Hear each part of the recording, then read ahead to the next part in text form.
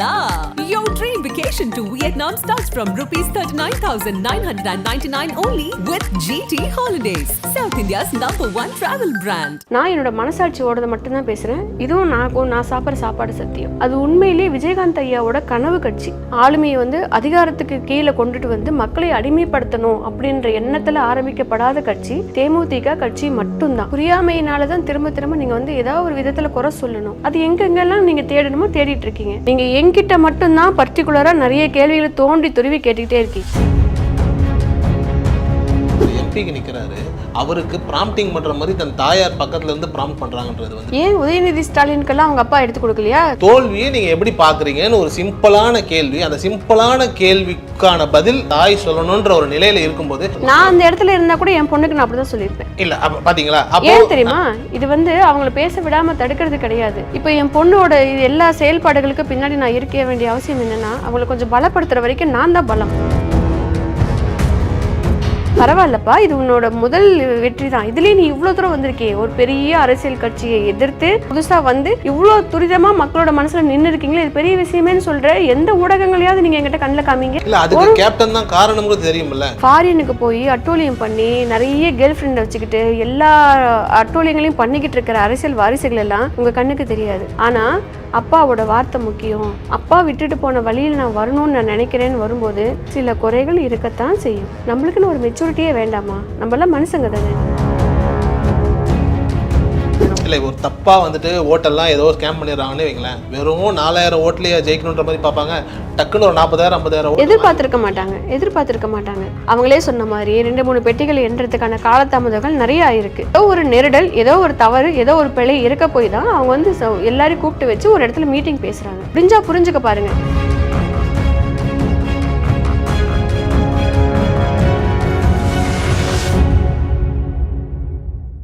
ஆகாயமர்களுக்கு வணக்கம். நான் உங்கள் அஷ்ரஃப். இன்று நம்மோடு இருப்பது ஆக்ட்ரஸ் அனுபரமி அவர்கள். வணக்கம்.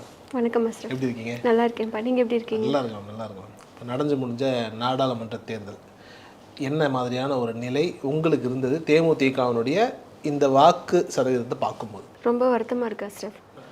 ஏற்றுக்கவே முடியல.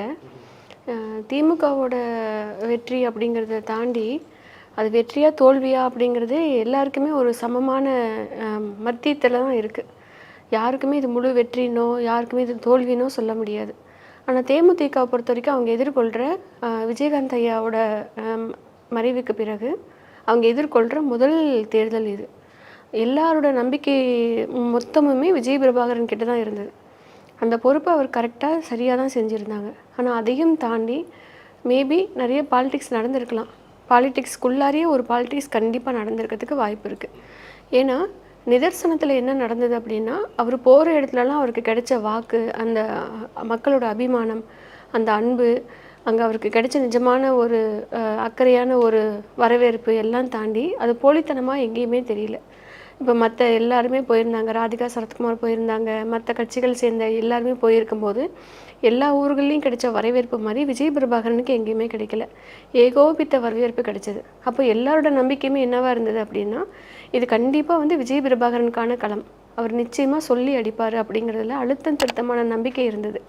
அந்த நம்பிக்கை உடைஞ்சு போகும்போது அது சொல்ல முடியாத ஒரு வருத்தமாக இருக்க தான் செய்யுது. ஆனால் இது தாண்டிடுவோம், இது கண்டிப்பாக இது கடந்து அவங்க வந்துடுவாங்க. ஆனாலும் இந்த முதல் வெற்றிங்கிறது, முதல் தோல்விங்கிறது ஒரு மாதிரி கஷ்டமாக தான் இருக்குது. பிரேமலதா அவர்களுடைய ப்ரெஸ் மீட்டை பார்க்கும்போது உண்மையிலேயே வந்துட்டு இந்த தலைமையில் இருக்கக்கூடிய ஒரு கோளாறுனால தான் கட்சி கொஞ்சம் பின்தங்குதோங்கிற மாதிரியான ஒரு நிலை அவங்க பேசும்போது இருந்த மாதிரியான ஒரு உணர்வு உங்களுக்கு அப்படி தான் தெரிஞ்சதா? ஃபஸ்ட்டு அஷ்ரஃப், நான் ஒன்று தெளிவாக சொல்லணும்னு நினைக்கிறேன். பாரம்பரியமான கட்சி இது டிஎம்கே. எத்தனை வருஷ பாரம்பரியம் இருக்குது? ராஜபோகமான அரசியல் ஆளுமைகளுக்கு, அரசியல் சூட்சுமங்களுக்கு, அரசியல் தந்திரங்களுக்கு பேர் போன கட்சி வந்து டிஎம்கே. அதில் யாருமே மறுப்பு சொல்ல முடியாது.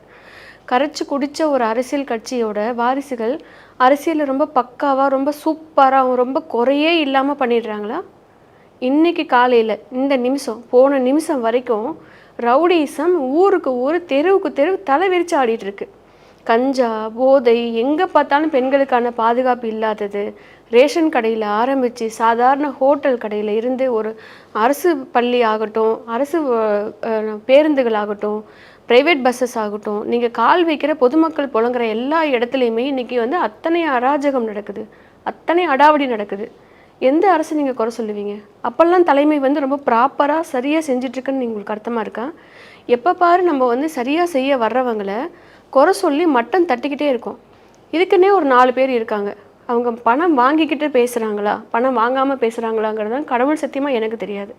நான் என்னோடய மனசாட்சியோடதை மட்டும்தான் பேசுகிறேன். இதுவும் நான் சாப்பிட்ற சாப்பாடு சத்தியம். நான் என் மனசாட்சியோடு பேசுகிறேன். எனக்கு தேமுதிகன்றது மேலே ஏன் அபிமானம் இருக்குது அப்படின்னா, அது உண்மையிலே விஜயகாந்த் ஐயாவோட கனவு கட்சி.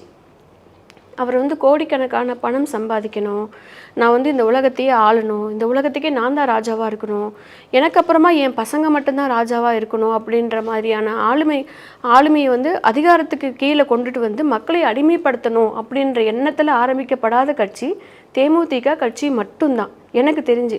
மீதி எல்லா கட்சிகளுமே தான் உண்டு, தன்னோட கட்சி உண்டு, தன்னோட கோடிக்கணக்கான மக்கள் உண்டு, கோடிக்கணக்கான லஞ்சம் லாவணியங்கள் எல்லாமே அது பக்கம் பணம் பணம் பணம்னே போயிட்டு இருக்கும்போது மக்கள் மக்கள் மக்கள்னு சிந்திச்சது ஒரே ஒரு கட்சி, அது தேமுதிக மட்டும்தான். அவரோட வாரிசுகளும் அவரோட மனைவியும் நீங்கள் குறை சொல்கிறது எப்போ நிறுத்துவீங்க? ஒரு 10-15 பேர் இருக்காங்க சினிமா உலகத்தில். விஜயகாந்துக்கான எதிரிகள் எல்லாருமே நல்லவங்க தான், விஜயகாந்த் ஐயாவை நேசிக்கிறவங்க தான், அதில் சந்தேகமே கிடையாது. ஆனால் சுயநலமாக நான் இப்படி பேசினா எனக்கு ஒரு ஆதாயம் கிடைக்கும்னு எதிர்பார்க்குற சில கட்சிகள் இருக்குல்ல, அந்த கட்சிகளுக்கு உடன்படுற சில பேர் தேமுதிகக்கு எதிராக இருக்கிறவங்க. இப்போ ரீசெண்டாக கூட ஒரு இன்டர்வியூ பார்த்தேன், பிரேமலதா அம்மாவை பற்றி தப்பாக பேசிக்கிட்டு. இந்த கட்சியில் நீங்கள் பேசும்போது அவங்களுக்கு தப்பு நடக்கலை, நீங்கள் உங்கள் பரம்பரைக்கும் சேர்த்து உங்கள் நாட்டுக்கும் சேர்த்து தப்பு நீங்கள் ஏற்படுத்திக்கிட்டே இருக்கீங்க. நாளைய உலகம், நாளைய நம்ம சமுதாயம், நாளைய நம்ம பெண்கள் உலகம், நாளைய நம்மளோட தொழில் உலகம், நாளைய நம்ம பார்க்குற எல்லாமே ஒரு பரிபூர்ணமாக சுத்தமாக சந்தோஷமாக ஆரோக்கியமாக ஏழைகளும் பணக்காரங்களும் சரிசமமாக இயல்பாக புழங்குறதுக்கு, சாதிகள் இல்லாமல் இருக்கிறதுக்கு, ஒரே வழி நடத்துறதுக்கு சரியான தகுதி எங்கே இருக்குது அப்படின்னா தேமுதிக கிட்ட மட்டும்தான் இருக்குது. இது நான் பாராட்டுறதுக்காக சொல்லல, மனசார உண்மையாக சொல்கிறேன்.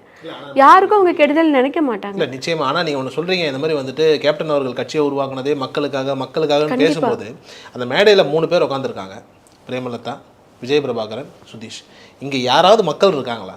ஒரு மேடையில் விஜயகாந்த் அவர்கள் ஆரம்பித்த கட்சி, அங்கே உட்காந்துருக்கிறது யார்? இப்போ நீங்கள் உட்காந்துடல, இல்லை கட்சி சேர்ந்தவர் யாருமே உட்காந்துல, திருப்பி இவங்க 3 பேர் தான் உட்காந்துருக்காங்க. அவங்களும் உட்காந்துக்கிட்டு, பிரேமலதா அவர்களும் உட்காந்துக்கிட்டு யாருக்காக பேசுகிறாங்கன்னா, நின்ற யாரை பற்றியும் பேசலை. விஜய் பிரபாகரன் இடத்துல வந்துட்டு தப்பு நடந்துருச்சுன்னு தன் மகன் தோல்வியை மட்டுமே முன்னிறுத்தி பேசுறதுங்கிறது எப்படி ஒரு ஆரோக்கியமான தலைமையாக இருக்கும்? அப்படி இல்லை அஸ்ரப். இப்போவுமே புரியாமையினால தான் திரும்ப நீங்கள் வந்து ஏதாவது ஒரு விதத்தில் குறை சொல்லணும். அது எங்கெங்கெல்லாம் நீங்கள் தேடணுமோ தேடிட்டுருக்கீங்க. இதுதான் ஆரம்ப காலத்தில் வர எல்லா கட்சிகளுமே சந்தித்த ஒரு விஷயந்தான். இன்றைக்கி டிஎம்டிகே பெரிய கட்சியாக இருக்குது, அதனால் அவங்களோட ராஜாங்கம் பெருசாக இருக்கலாம், அவங்களோட மந்திரி சபைகள் பெருசாக இருக்கலாம், அதனால் அவங்கள சுற்றி 40 சேர் போட்டு 40 பேர் உட்காந்துருக்கலாம். நிதர்சனத்தில் தேமுதிக வந்து வளர்ந்து வர்ற ஒரு கட்சி தான், அது அடிப்படையாக நம்ம ஒத்துக்க தான் ஆகணும். ஆனால் இந்த கட்சியோட தாத்பரியங்கள் என்னங்கிறது நம்ம புரிஞ்சுக்கிட்டால் மட்டும் போதுமே தவிர, அந்த கட்சியில் போய் ஏன் இத்தனை சேர் போடலை, ஏன் இவங்க பேசலை, ஏன் அவங்க பேசலைன்னு கேட்குறது நம்ம வேணும்னே குதர்க்கத்தை தூண்டி விடுறதுக்காக பேசுகிற ஒரு விஷயம்.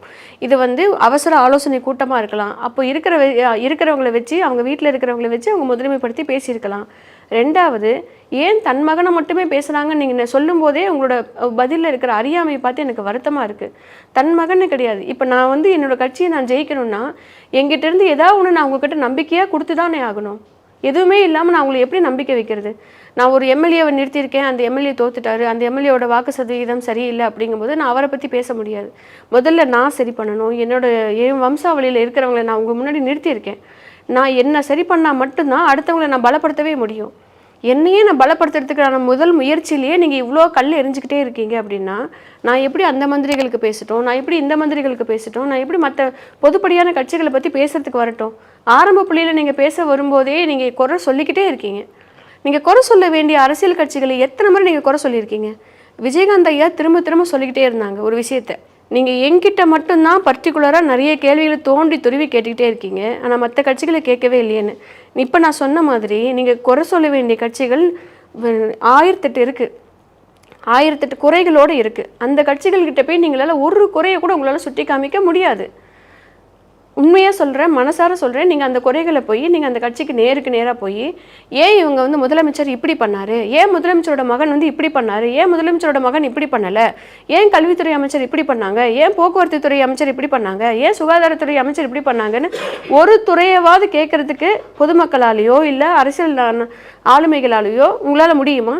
முடியாது. இந்த கட்சி வந்து எளிமையான கட்சிங்கிறதுனால ஏகத்துக்கும் போகிறவங்க வரவங்க எல்லாம் இது ஒரு குறை அது ஒரு குறைன்னு பேசி பேசி பேசி அந்த கட்சிக்கான மதிப்பீடை குறைக்கிறதுக்கான முயற்சி தான் எல்லாருமே பண்ணிக்கிட்டே இருக்கீங்க. நான் திரும்பவும் சொல்கிறேன், ஒரு கட்சியை வந்து கட்சியாக மட்டுமே பார்க்காதீங்க. அவங்க சுயநலம் இல்லாத மக்களுக்கு ஏதாவது பண்ணணும் அப்படிங்கிறதுனால தான் வந்திருக்காங்க. இதையும் நீங்கள் மிஸ் பண்ணீங்க அப்படின்னா உங்களுக்கு நல்ல கட்சிகளுக்கு கண்டிப்பாக வாய்ப்பே கிடையாது. இல்லை, நீங்கள் வந்துட்டு சொன்னீங்க, இப்போ வந்துட்டு அவர் கேப்டன் மகனை பற்றி சொல்லும் போது சொன்னீங்க, இந்த மாதிரி வந்துட்டு அவர் வந்துட்டு நல்ல வாக்கு சேகரிச்சிருக்காரு, அவரை நோக்கி வந்துட்டு தான் வந்துட்டு நான் என்ன கொடுத்துருக்கேங்கிறத வந்துட்டு அந்த அம்மா சொல்லணுன்ற மாதிரியான ஒரு விஷயங்கள்லாம் சொன்னீங்கல்ல. நான் முதல் கேட்குறேன், விஜய் பிரபாகரன் என்ன பண்ணியிருக்காரு? அவருக்கு இந்த சீட்டை கொடுக்கறதுக்கு கேப்டனின் மகனுங்கிற தகுதியை தவிர வேறு என்ன இருக்குது? ஏன்னா இப்போ அந்த மேடையிலே வந்து ப்ரெஸ் ரிப்போர்ட்டர் ஒருத்தர் கேட்குறாரு, தோல்வியை நீங்கள் எப்படி பார்க்குறீங்க அப்படின்னு சொல்லி கேட்கும்போது இவங்க வாய்ஸ் எடுத்து கொடுக்குறாங்க, அதாவது மக்களுக்கு சேவை செய்ய முடியலங்கிறத சொல்ல அப்படின்னு. ஒரு எம்பிக்கு நிற்கிறாரு, அவருக்கு ப்ராம்ப்டிங் பண்ணுற மாதிரி தன் தாயார் பக்கத்துல இருந்து ப்ராம்ப்ட் பண்ணுறாங்கன்றது வந்துட்டு இது ரொம்ப அபத்தமான ஒரு நிலையாக தெரியலையா அவங்களுக்கு? ஏன் உதயநிதி ஸ்டாலினுக்கெல்லாம் அவங்க அப்பா எடுத்து கொடுக்கலையா? ஸ்டாலினே இன்னமும் கையில் இருக்கிற பேப்பரை படிச்சு தானே சொல்லிட்டு இருக்காரு. கையில் இருக்கிற பேப்பரை படிச்சு சொல்றேன். உங்களோட கேள்வி சூப்பரான கேள்வி, ரொம்ப நல்ல நச்சுனான கேள்வி தான். அந்த கேள்விக்கு நான் சூப்பராக பதில் சொல்றதுக்கான ஸ்பேஸ் நீங்கள் எனக்கு கொடுத்துருக்கீங்க. என்ன காரணம் அப்படின்னு பார்த்தீங்கன்னா, இங்கே வந்து இன்னைக்கு ஸ்டாலினோட அரசியல் ஆளுமை வந்து எத்தனை வருஷம் இருக்கு நீங்க சொல்லுங்க. ஐயா முதலமைச்சரோட அவர் முதலமைச்சர், அவர் இன்னமும் கையில ஒரு பேப்பரை படிச்சுக்கிட்டு தான் காப்பி பேஸ்ட் பண்ணி தான் ஒப்பிச்சிட்டு இருக்காரு. அதுவும் இல்லாமல் உதயநிதி ஸ்டாலின் வந்து எந்த இதை பேட்டியிலையாவது தவறு இல்லாமல் பிழை இல்லாமல் சரிசமமாக இயல்பாக ஒரு பேட்டியை முழுமையாக பேசியிருக்காருன்னு நீங்கள் சொல்லுங்கள். கோடிக்கணக்காக செலவு பண்ணி இளைஞரணி மாநாடு நடத்தி அங்கே நடந்த கூத்து எல்லாருக்குமே தெரியும். இது ஒரு சாம்பிள் தான். ஒவ்வொரு முறை அவங்க வந்து அரசியல் மாநாடுன்னோ அரசியல் கட்சினோ இந்த மாதிரி சட்டசபையிலையோ அவங்க பண்ணுற எல்லா விஷயங்களுமே எல்லாருக்குமே தெரியும். ஆனால் இந்த ஒரு சின்ன விஷயத்தை நீங்கள் ஒரு பெருசாக நீங்கள் பிரபலமாக்கி அது ஒரு பெரிய விஷயமாக்கி அது ஒரு பெரிய குதர்க்கமாக்கி பார்த்தீங்களா, இவங்க இப்படி பண்ணிட்டாங்க பார்த்தீங்களா, இந்த மாதிரி எந்த அரசியல் கட்சியாவது நடக்குமாங்கிறது சின்ன பிள்ளைத்தனமாக இருக்குது, சிறு பிள்ளைத்தனமா இருக்கு. நம்மளுக்குள்ள ஒரு மெச்சூரிட்டி வேணும். இப்போ உதயநிதி ஸ்டாலின் அவங்க எல்லாம் தப்பு பண்ணிருக்காங்கன்னு வச்சுப்போமே, பேசும்போது நீங்க சொல்ற மாதிரி துண்டு சீட்டு வச்சு பேசுறாங்க, இது எல்லாத்தையுமே வச்சுப்போம். இப்போ நம்ம போய் வந்துட்டு உதயநிதியிட்ட கேட்குறோம், சார் காலையில் என்ன சாப்பிட்டீங்க அப்படின்னு, டக்குன்னு பக்கத்துலேருந்து 2 இட்லி அப்படின்னு சொல்கிறான்னு வைங்களேன். அதை கேட்டுட்டு சொல்கிறாருன்னு வைங்களேன், நம்ம என்ன நடப்போம், என்னையா இது அப்படின்னு. இப்போ ஏதோ கட்சியை பற்றி பேசுகிறாங்க, நலத்திட்டத்தை பற்றி பேசுகிறாங்க, தெரியல பேப்பரில் எடுத்து பார்த்து பேசுகிறாங்கன்னா ஒரு லாஜிக் உண்டு. தோல்வியை நீங்கள் எப்படி பார்க்குறீங்கன்னு ஒரு சிம்பிளான கேள்வி, அந்த சிம்பிளான கேள்விக்கான பதில் தாய் சொல்லணுன்ற ஒரு நிலையில இருக்கும்போது தூரத்துல இருந்து பார்க்கும்போது இப்போ விஜய் பிரபாகரன் திறமையானவராக கூட இருக்கலாம். நான் அந்த இடத்துல இருந்தா கூட என் பொண்ணுக்கு நான் அப்படிதான் சொல்லியிருப்பேன். இல்ல பாத்தீங்களா, ஏன் தெரியுமா, இது வந்து அவங்கள பேச விடாம தடுக்கிறது கிடையாது. இப்போ என் பொண்ணோட எல்லா செயல்பாடுகளுக்கு பின்னாடி நான் இருக்க வேண்டிய அவசியம் என்னன்னா, அவங்களை கொஞ்சம் பலப்படுத்துற வரைக்கும் நான் தான் பலம். இந்த கோடிக்கணக்கான மக்களுக்கான பலம் என்னன்னா நான் தான், இல்லையா? இப்போ விஜயகாந்த் ஐயாவோட எல்லா விஷயங்களையும் பார்த்து நான் வளர்ந்த மாதிரி என்னில் பாதி தான் என் பொண்ணுக்கு நான் போய் சேர்த்துருக்க முடியும். விஜயகாந்த் ஐயா மூலியமா ஒரு பாதி விஷயங்களை தான் போய் சேர்த்துருக்க முடியும். இப்போவே விஜய் பிரபாகரனுக்கு எவ்வளோ நெகட்டிவான விஷயங்கள் வந்துட்டுருக்கு. 35 வயசோ 39 வயசோ வயசுங்கிறது ஒரு விஷயம் இல்லை. எந்த வயசுல வரைக்கும் நம்ம வந்து புரிஞ்சுக்கிறோம், மெச்சூரிட்டி ஆகுறோங்கிறது தான் இதில் முக்கியமான விஷயம். அவர் இந்த அளவுக்கு வந்து தனியாக ஆளுமையாக அத்தனை கட்சிகளை மீட்டிங்கில் அவர் பேசும்போதே உங்களுக்கு தெரிஞ்சிருக்கும். ஆனால் அது எல்லாத்தையும் தாண்டி கட்சியில் அவர் பேச வரும்போது சின்ன பையன்னு நிறைய பேர் டீஸ் பண்ணிக்கிட்டே இருந்தாங்க. அதுவும் இல்லாமல் அப்பாவோட மரணத்தை வச்சு அனுதாப ஓட்டு மட்டும்தான் இவங்க பார்க்குறாங்கன்ற மாதிரியும் பேசிக்கிட்டே இருந்தாங்க. இப்போவுமே குறைஞ்ச வாக்கு வித்தியாசத்தில் தான் அவர் வந்து தோல்வியை சந்திச்சிருக்காரு. ஆனால் இப்போவுமே நம்ம என்ன பண்ணுறோம், பரவாயில்லப்பா இது உன்னோட முதல் வெற்றி தான், இதுலேயே நீ இவ்வளோ தூரம் வந்திருக்கே, ஒரு பெரிய அரசியல் கட்சியை எதிர்த்து அவர் 5 வருஷமாக அவர் ஆண்டுகிட்டு இருந்த அத்தனையுமே நீங்கள் இன்றைக்கி புதுசாக வந்து இவ்வளோ துரிதமாக மக்களோட மனசில் நின்று இருக்கீங்களே, இது பெரிய விஷயமேன்னு சொல்கிற எந்த ஊடகங்களையாவது நீங்கள் என்கிட்ட கண்ணில் காமிங்க. இல்லை, அதுக்கு கேப்டன் தான் காரணம்னு தெரியுமில்ல, கேப்டனின் மகனுங்கிற ஒரே காரணம் தானே அத்தனை லட்சம் வாக்குகள் வந்ததுக்கான காரணம். ஏன் கேப்டன் மகன்ங்கிறதுனால தானே அவர் அங்கே நிற்கவே போறாரு, அதுல என்ன மைனஸ் இருக்கு? இல்ல, அது நான் மைனஸா சொல்ல, அதுதான சிறப்பு. நீங்க அதை மட்டுமே தனிச்சிறப்பா சொல்ல முடியாது. இல்ல, தனிச்சிறப்பு யாருமே சொல்லல சார், யாருமே இங்க சொல்லல, ஊடகங்கள் தான் சொல்லிட்டே இருக்கு. ஊடகங்கள் தான் திரும்ப இந்த நிமிஷம் வரைக்கும் அனுதாப ஓட்டு விஜயகாந்த் ஐயாவை வச்சு இவங்க பண்றாங்க, அனுதாப ஓட்டு விஜயகாந்த் ரிப்பீட்டடா இதே வார்த்தைகளை அவங்கள பார்த்து நீங்க சொல்லிக்கிட்டே இருக்கீங்க. இப்போவும் சொல்கிறேன், ஃபாரினுக்கு போய் அட்டூழியம் பண்ணி நிறைய கேர்ள் ஃப்ரெண்டை வச்சுக்கிட்டு எல்லா அட்டூழியங்களையும் பண்ணிக்கிட்டு இருக்கிற அரசியல் வாரிசுகள் எல்லாம் உங்கள் கண்ணுக்கு தெரியாது. ஆனால் அப்பாவோட வார்த்தை முக்கியம், என்னோட சுய இன்பமோ சுய எதிர்பார்ப்போ எனக்கு முக்கியம் கிடையாது, அப்பா விட்டுட்டு போன வழியில் நான் வரணும்னு நான் நினைக்கிறேன்னு வரும்போது சில குறைகள் இருக்கத்தான் செய்யும். அதை நீங்கள் திரும்ப திரும்ப திரும்ப திரும்ப நம்மளுக்குன்னு ஒரு மெச்சூரிட்டியே வேண்டாமா? நம்மளாம் மனுஷங்க தானே. நம்ம திரும்ப திரும்ப என்ன பண்ணிகிட்டு இருக்கோம்னா குறை மட்டும் சொல்கிறதே ஒரு குறிக்கோளாக வச்சுக்கிட்டே இருக்கோம். எல்லாருமே எப்படி மனசு வருது? அப்படி என்ன அவங்க தப்பு பண்ணிட்டாங்க? நீங்கள் வாய்ப்பே கொடுக்கல, வாய்ப்பே கொடுக்காம நீங்கள் குறை சொல்லிக்கிட்டே இருக்கீங்க. விஜயகாந்த் ஐயாவோட அத்தனை ஆளுமைக்கு பின்னாடி இருந்த ஒரு நல்ல விஷயம் வந்து அவர் பையனை அவர் விட்டுட்டு போனது. பையனா அரசியல் வாரிசாக அவர் வந்திருக்கும் போது அவங்களுக்கு நீங்கள் எல்லாரும் சேர்ந்து ஒத்துழைப்பு கொடுக்கணும். நானும் எல்லா யூடியூப் சேனல்ஸ்லையும் பார்த்துக்கிட்டே இருக்கேன். ஒரு இடத்துல கூட சில இடங்களில் மட்டும் கூட விஜய் பிரபாகரனோட தோல்வியை பரவாயில்லப்பா, இதெல்லாம் தாண்டி நீங்கள் வரணும், உங்களுக்காக நாங்கள் இருக்கோன்னு சொல்கிற மாதிரியான ஒரு பொதுப்படியாக கூட எந்த ஒரு நியூஸ் சேனலுமே நான் பார்க்கவே இல்லை. அப்படி சொல்லியிருப்பாங்க. சொல்கிறதுக்கு முன்னாடியே பிரேமலதா அவர்கள் வச்ச ப்ரெஸ் மீட் என்ன தெரியுமா ஆகுது, பார்க்கும்போது வந்துட்டு நம்ம ஆறுதல் சொல்லலாம்னு நினச்சோம், ஆனால் இவங்க பேசுகிறது வந்துட்டு ஒரு மாதிரியான ஒரு ட்ரிகரை நம்மளே பண்ணுதுங்கிற ஒரு உணர்வு வருது இல்லை. இப்போ நீங்கள் சொன்னீங்க என் பெண்ணுக்கு நான் தானே ஆதரவு அப்படின்னீங்க, நியாயமான ஒரு விஷயம். பட் ஆனால் கேப்டனின் மகன் வந்துட்டு ஒரு எம்பி கேண்டிடேட், அவர் 10 லட்சம் மக்களுக்கு ஆதரவாக இருக்கிறதுக்காக அவர் வராரு, அவர் வந்துட்டு அம்மாவனுடைய ஆதரவில் தான் இயங்குவார் அப்படிங்கிறத வந்துட்டு எங்களால் ஏற்றுக்க முடியுமா? யார் இப்போ உங்ககிட்ட சொன்னாங்க அம்மாவோட ஆதரவோட தான் இயங்குவாங்க அப்படின்னு? இப்போவும் நான் சொல்கிறேன், என் பொண்ணுக்கு நான் சொல்லி தான் கொடுக்க முடியும். அந்த நேரத்தில் அவள் மன உளைச்சல் இருக்கும்போது எனக்காக நீங்கள் வந்து மேடையில் உட்காருங்க, மீதி நான் பார்த்துக்கிறேன்னு சொல்கிறது வந்து தனி மனிதங்களோட அவங்க 2 பேருக்கும் உண்டான இது மட்டுமே கிடையாது. பொதுமக்களுக்கு அவங்க 2 பேருமே தான் கொடுத்தாகணும். பொதுமக்களுக்கு அவங்க 2 பேருமே சரிசமமாக தான் தன்னோட பங்களிப்பை கொடுத்தாகணும். அப்போ இவர் துவண்டு போயிருக்கும்போது பிரேமலதா வந்து ஆறுதல் சொல்கிறதோ, பிரேமலதா அம்மாவே நாளைக்கு துவண்டு போகும்போது விஜய் பிரபாகரன் ஆறுதல் சொல்கிறதோ அவங்க பர்சனல் வாழ்க்கைக்காக கிடையாது. பொதுமக்களுக்குள்ள முன்னாடி நம்ம வந்து நிற்கிறோம். பொதுமக்களோட அத்தனை அபிப்பிராயங்களுக்கும் அத்தனை 1000 அடி சவுக்கடிகளுக்கு முன்னாடி நம்ம நிற்கும் போது அந்த வலிகளை வேதனைகளை ஒருத்தருக்கு ஒருத்தர் பலமாக தாங்கிக்கிறோம். இவ்வளோதான் சிம்பிள். நீங்கள் இது எவ்வளோ குதர்க்கமாக பேசுகிறீங்கன்னா உங்களோட அறியாமை பளிச்சுன்னு தெரியுது. அது எப்படி அப்படி சொல்லலாம்? அம்மா எப்படி போய் பையனை விட்டு கொடுக்கலாம்? அப்போ எல்லாமே இப்படி தான் பண்ணுவாங்களே. எத்தனை கவுன்சிலர்கள் இன்னி வரைக்கும் பெண் கவுன்சிலர்கள் தன்னோட கவுன்சிலர்கள் ஆகிட்டு வீட்டு வேலையை மட்டும் செஞ்சிட்ருக்காங்க, கணவர்கள் தான் எல்லா வேலையும் செஞ்சிட்ருக்காங்க. இன்றைக்கி இருக்கிற அரசியல் ஆளுமைகளில் அரசியல் பெண் தலைவர்களில் நீங்கள் போய் பாருங்கள், கவுன்சிலர்கள்லேருந்து மேயர்லேருந்து எல்லாருமே போய் பாருங்கள். மேயர் அவங்க என்ன பண்ணுறாங்க, ஒரு பொது இடத்துல ஒரு மீட்டிங்கில் அவார்டு கொடுத்துட்ருக்காங்க. அவார்டு கொடுக்குற இடத்துல அவங்களுக்கு பரிசு கொடுக்காம ஒரு கையில் ஃபோனை வச்சுக்கிட்டு இன்றைக்கி யூடியூப்பில் பெரிய வைரல் ஆகிட்டு இருக்கு. அதெல்லாம் நீங்கள் யாருமே தட்டி கேட்கவே இல்லையே, அதெல்லாம் நீங்கள் யாருமே பேசவே இல்லையே. ஒரு சின்ன விஷயம், அவர் துவண்டு போயிட்டு இருக்கும்போது ஒரு பொது மேடையில் அம்மா அப்படி தட்டி கொடுக்குறதுங்கிறது வந்து ஆரோக்கியமான ஒரு விஷயமா தான் நான் பார்க்குறேன். நீயே பேசுன்னு சொல்லிட்டு அவங்க விட்டு கொடுத்துட்டு உட்காந்துருக்கல, அவர் துவண்டு போயிருக்காரு, இப்போ நம்ம ஒரு பதில் சொல்லணும். அதே நேரத்தில் பொதுமக்களுக்கு சார்பாக நம்ம பேசி தான் ஆகணுங்கிறதுனால அவங்க வரும்போது அவங்க பேசுகிறதே நீங்கள் வந்து மீம்ஸாக கிரியேட் பண்ணிக்கிறீங்க. விஜயகாந்தோட ஒய்ஃபை வந்து அவங்க அந்த அம்மா வந்து நீங்கள் பேச ஆரம்பித்தாலே எப்படி அந்த அம்மா இப்படி உங்களுக்காகலாம் அவங்க பேச முடியாது. அவங்க பொதுமக்களுக்காக பேசுகிறாங்க, அவங்க கட்சிக்காக பேசிகிட்டு இருக்காங்க. இல்லை, கட்சிக்காக பேசுகிறாங்க, ஆனால் பொதுமக்களே ட்ரிகர் ஆகிற மாதிரி தானே பேசுகிறாங்க. அவங்க என்ன சொல்கிறாங்க, ஒரு சின்ன பையன், அந்த பையன் ஜெயிக்கிறதுல அவங்க இப்போ யோசிப்போம்ல, இப்போ சின்ன பையனாக இருந்தால் பஞ்சு மிட்டாய் வாங்கிட்டாங்க, சாக்லேட் வாங்கிட்டாங்க, எம்பி சீட்டா அப்படிங்கிற அந்த ஒரு பாயிண்ட் இருக்குல்ல. காரணம் இருக்குது. காரணம் இல்லாமல் வந்து அவ்வளோ பெரிய அரசியல் அம்மாவுக்கு அவங்களுக்கு தெரியாதா? இல்லை, நான் தெரியாமல் தான் கேட்குறேன். நீங்கள்லாம் யோசிக்கிற மாதிரி பிரேமலதா அம்மாவுக்கு யோசனையே வந்திருக்காதா? அது எப்படி டக்குன்னு வந்துட்டு பேசியிருப்பாங்க, டக்குன்னு வந்துட்டு இந்த மாதிரி குறை சொல்லியிருப்பாங்க? கோடிக்கணக்கான மக்கள் பார்க்குற ஒரு ஊடகத்தில் போகிற போக்கில் குறை சொல்கிறதுக்கு அவங்க என்ன அவ்வளோ அறிவு இல்லாதவங்களா? அப்படி நீங்கள் தான் மீம்ஸில் கிரியேட் பண்ணிக்கிட்டே இருக்கீங்க. அவங்களுக்கு தெரியாதா? நிதர்சனத்தில் அவங்க அந்த தேர்தலை சந்திச்சிருக்காங்க, பார்த்துருக்காங்க, அங்கே என்ன நடந்திருக்கு. ஏன் பக்கத்தில் தூத்துக்குடியில் கனிமொழியை வந்து வெற்றி அடைஞ்ச உடனே இமீடியட்டாக வெற்றியை நீங்கள் அறிவிச்சிங்கல்ல, விஜய பிரபாகரனோட வெற்றியை அறிவிக்கிறதுக்கு ஏன் இத்தனை காலதாமதம்? அதுவும் இல்லாமல் அவங்களே ஆதாரப்பூர்வமாக சொல்லியிருக்காங்களே, கலெக்டருக்கு ஃபோன் பண்ணும்போது கலெக்டர் வந்து இந்த மாதிரி மன உளைச்சல் இருக்கேன், எனக்கு ஃபோனை சுவிட்ச் ஆஃப் பண்ணிட்டேன்னு தக்க ஆதாரத்தோடு தானே சொல்கிறாங்க. எதையுமே அவங்க போய் சொல்லலையே. அங்கே நடந்த நிகழ்வுகள், அங்கே நடந்த சம்பவங்கள் எல்லாம் நேருக்கு நேராக பார்த்தது வந்து விஜய் பிரபாகரனும் பிரேமலதா அம்மாவும் தான். அது அவங்க ஃபீல் பண்ணியிருக்காங்க, ஏதோ தப்பு நடந்திருக்குன்னு. அவங்க இதுக்கு முன்னாடி தேர்தல் நடக்கும்போதே எல்லாருக்கும் பணப்பட்டுவாடா போனதுக்கான ஆதாரங்களாக சில சீட்டுகள் எல்லாமே கூட அவங்க வந்து யூடியூப்பில் நிறைய காமிச்சிருக்காங்க. ஏதோ ஒரு விஷயம் கண்டிப்பாக நடக்க போய் தான் அவங்க இந்த மாதிரியான விஷயத்த சொல்லியிருக்காங்க. விஷயத்த சொன்னாங்க அப்படிங்கிறதுக்காகவே நீங்கள் அவங்கள வந்து தப்பான விதத்தில் சித்தரிக்கிறதோ, அவங்கள வந்து போகிற போக்கில் வந்து எப்படி இப்படி பேசலான்னு பேசுகிறதோ ரொம்ப சங்கடமாக இருக்குது. அப்படி பேசாது. இப்போ நீங்கள் சொன்னீங்கல்ல வந்து கலெக்டர் வந்துட்டு மன உளைச்சலில் இருக்காருன்னு. இப்போ நம்மளே இருக்கோம், யாருக்காவது ஒருத்தவங்க 100 தடவை ஃபோன் போட்டுட்டே இருக்கணும் வைங்களேன், எப்பா நான் சரியான மன உளைச்சலுக்கு ஃபோனை வைன்னு சொல்லிட்டு வைப்போம் வைங்களேன். அந்த மாதிரி கூட தேமுதிகலேருந்து ஃபோன் போட்டுக்கிட்டே இருந்து என்னாச்சுன்னு கேட்க நான் மன உளைச்சல் இருக்க வைங்கன்னு சொல்லிட்டு வச்சிருக்கலாம்ல.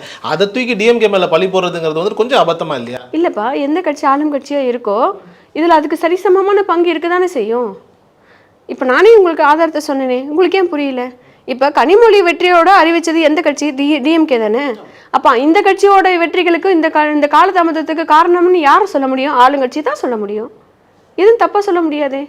எந்த கட்சி இன்னைக்கு ஆளுங்கட்சியாக இருக்கோ தான் மட்டும் தான் ஜெயிக்கணும்னு நினைக்கிறதுல அவங்க நினைக்கிறதுல தப்பு கிடையாது. அதுக்காக அவங்க அரசியல் பிரபலங்கள், அரசியலோட சூழ்ச்சிகள், அரசியலோட நிறைய பாலிடிக்ஸ் எல்லாம், அரசியலுக்குள்ளாரையே இருக்கிற 1008 பாலிடிக்ஸ் எல்லாமே அவங்களுக்கு அது கைவந்த கலை. இது எல்லாருக்குமே தெரியும்.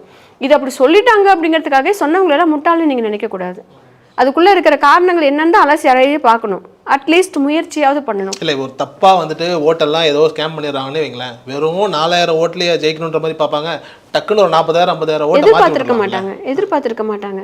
அவங்களே சொன்ன மாதிரி 2-3 பெட்டிகள் எண்றதுக்கான காலதாமதங்கள் நிறைய ஆயிருக்கு. ஒரு பெட்டிக்குள்ளே எத்தனை வாக்கு இருக்குங்கிறதெல்லாம் உங்களாலையும் கணிக்க முடியாது, என்னாலையும் கணிக்க முடியாது. போகிற போக்கில் அவங்களால என்ன செய்ய முடியுமோ அதை செஞ்சுருக்காங்க. ஏதோ ஒரு நெருடல், ஏதோ ஒரு தவறு, ஏதோ ஒரு பிழை இருக்க போய் தான் அவங்க வந்து எல்லாரையும் கூப்பிட்டு வச்சு ஒரு இடத்துல மீட்டிங் பேசுகிறாங்க. முடிஞ்சா புரிஞ்சுக்க பாருங்க. திரும்பவும் என்னடா இப்படி பேசுகிறாங்கன்னு சொல்லி அவங்கள திரும்ப நீங்கள் குறை சொல்லிக்கிட்டே இருந்தீங்கன்னா உங்களுக்கு தான் நஷ்டம். தேமுதிகவுக்கு நஷ்டமே கிடையாது. போகிற போக்கில் அவங்க போய்கிட்டே இருப்பாங்க. நல்ல கட்சியை மிஸ் பண்ணிட்டீங்க, நல்ல கட்சி நீங்கள் குறை சொல்லி மிஸ் பண்ணிகிட்டே இருந்துட்டீங்கன்னா உங்களுக்கு தான் அது நஷ்டம். இப்போ இன்னைக்கு வரைக்கும் ரவுடிசம் நடந்துட்டு இருக்கு. இன்னி வரைக்கும் பெண்களுக்கான பாதுகாப்பு இல்லை. நேற்று கூட 5 வயசு பொண்ணு பாலியல் பலாத்காரத்தில் வந்து கொலை செய்யப்பட்டிருக்கு. அந்த பொண்ணுக்கான நீதி எங்கே கிடைச்சிருக்கு? எத்தனை குற்றவாளிகள் வந்து இன்னைக்கு சரியான விதத்தில் தண்டிக்கப்பட்டிருக்காங்க.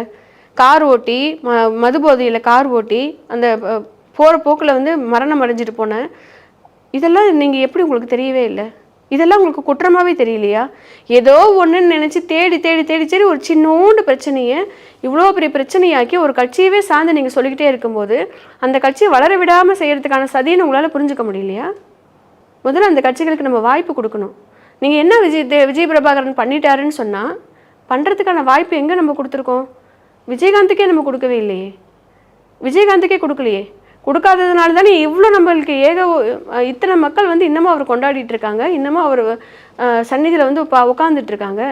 அதனால தான் அவங்க மகனும் வந்து முன்னாடி இப்போ நிற்கிறாரு.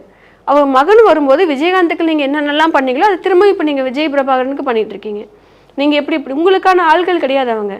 அவங்க சேவை செய்யணும்னு அரசியலுங்கிற ஒரு வழி இருக்குது. அந்த அரசியலுக்குள்ளே வரும்போது அவங்க நிறைய பிரச்சனைகளை சந்திக்கணும். உங்களுக்கு தகுந்த மாதிரிலாம் அவங்க அவ்வளோ மென்டல் ஸ்டெபிலிட்டியோடு பேசுறதுக்கு ப்ளீஸ் கொஞ்சம் உங்களுக்கு டைம் கொடுங்க. நல்லவங்கன்னு மட்டும் தான் ப்ரூஃப் பண்ண முடியும். நடக்கிறது எல்லா நிகழ்வுகளையும் உங்ககிட்ட A to Z ஒப்பிக்க முடியாது. சரி, இப்போ அடுத்த கட்டமாக வந்துட்டு ஒரு 4000 வாக்குகள் வித்தியாசம். பட் இந்த வித்தியாசத்தை வந்துட்டு நாங்கள் தேர்தல் ஆணையத்திடம் முறையிடுறோம், ரீகவுண்டிங் பண்ணணுன்ற மாதிரியான விஷயங்கள்லாம் சொல்லியிருக்காங்க இல்லையா? அந்த நிலை இப்போ வந்துட்டு எந்த மாதிரி இருக்குது? பண்ணுறது நல்லது தான். நல்லது. சந்தேகம்னு வர்றது எல்லாருக்குமே பொது தான். இப்போ நாங்களே சொன்ன மாதிரி அங்கே ஆதாரபூர்வமாக பார்க்கும்போது மக்களோட வரவேற்புக்கு கிடைத்த ஒரு எண்ணிக்கை நம்ம மனசுக்குள்ளே நினைக்கும் போது கிடைச்ச வாக்குகளை பார்க்கும்போது ஒரு மனக்குமுறல் இருக்க தான் செய்யுது. அந்த சந்தேகத்தை கிளாரிஃபை பண்ணிக்கணும்னு நினைக்கிறதுல தப்பு கிடையாது. ஒருவேளை அவங்களே சொன்ன மாதிரி அப்படி தான் இருக்குன்னா நான் அதை ஒத்துக்கிறேங்க, அப்படி இல்லைன்னா நீங்கள் எனக்கு அது ஆதாரபூர்வமான சரியான நீதி கிடைக்கணும்னு சொல்லி அவங்க கேட்டிருக்காங்க. அவ்வளோதானே, இதில் என்ன தப்பு இல்லையே. ஏன்னா இதில் துரோகங்களால் வீழ்ச்சி அடைஞ்சது தான் தேமுதிக. புரியுதுங்களா? மக்களால் வீழ்ச்சி அடையவே கிடையாது, துரோகங்களால் தான் வீழ்ச்சி அடைஞ்சிருக்கு. திரும்பவும் அந்த மாதிரியான ஒரு இன்சிடென்ட் நடந்துடக்கூடாது. விஜய் பிரபாகரன் வரும்போதே எல்லாருக்குமே பயங்கர ஒரு எரிச்சலும் கோபமும் வெளியே சொல்ல முடியாத அளவுக்கு ஒரு என்ன சொல்கிறது, ஒரு வருத்தமும் இருந்தது. என்ன காரணம்னா ஏதாவது ஒன்று சொல்லி இவங்களை வந்து நம்ம வந்து விலக்கிடணும். அவ்வளோ ஆதரவு விஜயகாந்த் ஐயாவோட சந்நிதிக்கு தினம் வந்து குவிகிற மக்கள் ஆகட்டும், இல்லை விஜயகாந்த் ஐயாவை பேரை சொல்லி இவங்க எல்லாம் போய் கொண்டாடிக்கிட்டே இருக்காங்க. விஜயகாந்த் இன்னும் மறக்காமல் இருக்காங்க. தேமுதிக அழிஞ்சிரும் நினச்சோம். பட் ஆனால் அது இன்னும் வீறு கொண்டு வளர்ந்துக்கிட்டே இருக்குது. இதுக்கு என்னதான் முற்றுப்புள்ளின்னு சொல்லிட்டு அவங்க அது பேசிக்கிட்டே இருக்காங்க. அப்போது இதுக்கான சூழ்ச்சிகள் நடந்திருக்காதுங்கிறதுக்கு அவங்க சந்தேகப்படுறதுல என்ன தப்பு இருக்க முடியும் அஷ்ரஃப்? கூடிய சீக்கிரம் வந்துட்டு என்ன நல்லதோ அது நடக்கட்டும். கண்டிப்பா நடக்கும், நிச்சயமா நடக்கும். நன்றிப்பா, நன்றி. Hola! Your dream vacation to Turkey starts from ₹79,999 only with GT Holidays, South India's #1 travel brand.